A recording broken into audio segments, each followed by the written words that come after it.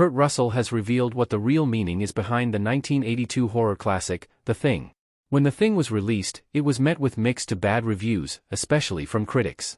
Since then, however, the movie based on the 1938 novella, Who Goes There by John W. Campbell Jr., has been regarded as a cult classic. This remake of the original 1951 film, The Thing from Another World, strove to be more faithful to the source material. Russell plays R.J. MacReady in the memorable horror film, one that has been discussed for its mysterious ending. Now, in an interview with MovieWeb, Russell has clarified that the mystery of the ending of The Thing is that the film is fundamentally about paranoia. Russell said, "Then when you finally get to the end, you have these two guys that both have a legitimate reason to suspect the other, and it's just, in other words, it's a movie about paranoia, and it isn't going away. It's not going away." The Thing is a survival horror film in which a group of researchers in Antarctica encounter an extraterrestrial life form that assimilates into the group and can transform into any other living being. The film is well known for many reasons, including its suspense, effects, and gore. However, the ending is one of the most famous stalemates in cinema history.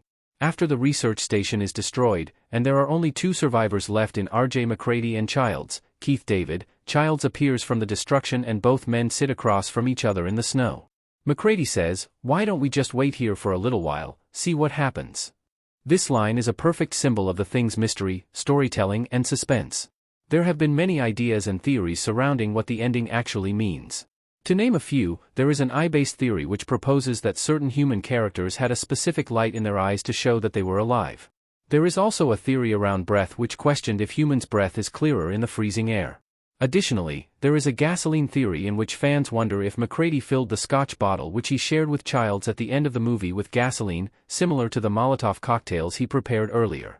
Childs drinking the Scotch, without reacting, could be interpreted as him assimilating and pretending to be a human being.